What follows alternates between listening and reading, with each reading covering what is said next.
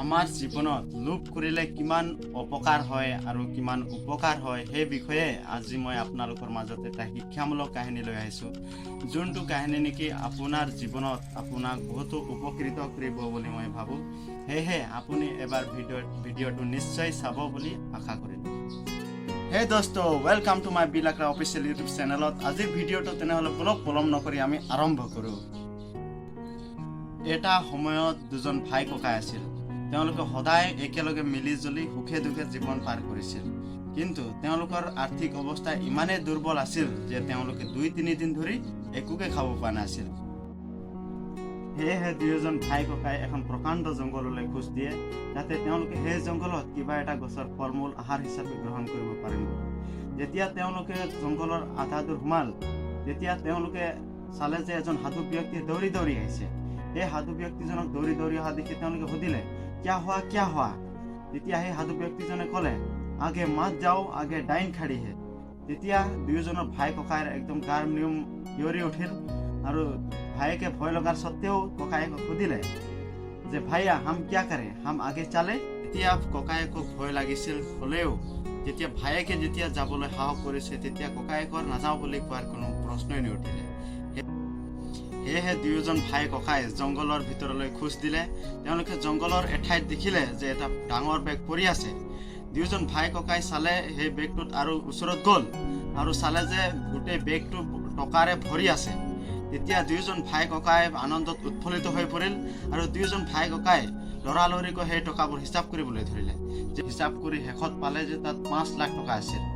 যেতিয়া তেওঁলোকে পইচাবোৰ হিচাপ কৰি আছিল, তেতিয়া ককায়েকৰ মনত এটা ভাৱ উৎপন্ন হৈছিল যে এই গোটেই টকাবোৰ যদি মোৰ হোৱা হ'লে, এই গোটেই টকাবোৰ মোৰ কৰিবলৈ হ'লে মোৰ ভায়েকক মোক হত্যা কৰিব লাগিব।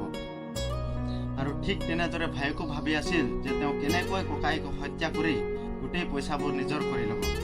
তেতিয়া ককায়েকে মাত লগালে, ভাই हम कोई दिनों से भूखा है, इसलिए तुम कुछ पैसे ले जाओ और दुकान से कुछ खाने के लिए ले आओ।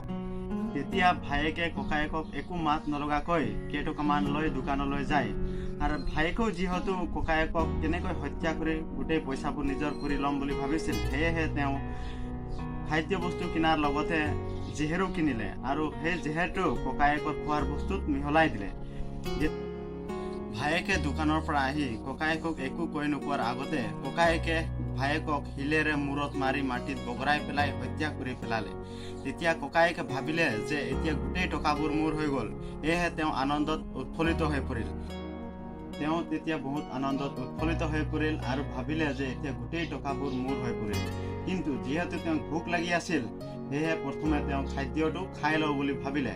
কিন্তু খোৱাৰ অলপ সময়ৰ পিছতে তেওঁৰ চকু জিলমিলাব ধৰিলে, মূৰ ঘূৰালে আৰু অলপ সময়ৰ পিছত তেওঁ মাটিত পৰি মৃত্যুবৰণ কৰে। সদায় মিলি জুলি থকা দুজন ভাই ককাই টকাৰ লোভত ইজনে সিজনক মাৰি পেলালে। তেওঁলোকৰ সন্মুখত থকা 5 লাখ টকা কোনেও লাভ কৰিব নোৱাৰিলে। তো বন্ধুসকল, এই কাহিনীটো ইমানতে শেষ। এই কাহিনীটোৰ দ্বাৰা মই আপোনালোকক এইটোৱে শিক্ষা দিব বিচাৰিছোঁ যে আমাৰ মাজত এটা কথা আছে, লোভেই পাপ, পাপেই মৃত্যু। আমি কেতিয়াও জোখতকৈ বেছি লোভ কৰিব নালাগে। আমাৰ জীৱনত যিমানটো আছে, যি আছে, এইটোৱে আমাৰ কাৰণে যথেষ্ট। সেইকাৰণে আপোনালোকে ভাল কাম কৰক, সৎ পথেৰে আগবাঢ়ক, আপোনাৰ জীৱনত নিশ্চয় উন্নতি হ'ব। ধন্যবাদ। তো বন্ধুসকল, আজিৰ ভিডিঅ'টো মই ইমানতে সমাপ্ত কৰোঁ। যদি আপোনালোকক ভিডিঅ'টো চাই ভাল লাগিলে তেনেহ'লে লাইক, কমেণ্ট, শ্বেয়াৰ আৰু লগতে ছাবস্ক্ৰাইব আৰু বেল আইকনো প্ৰেছ কৰি দিব, যাতে যিবিলাক মোৰ আপকামিং ভিডিঅ' আহিব আছে সেই ভিডিঅ'বোৰ যেন আপোনালোকে প্ৰথমে পায়।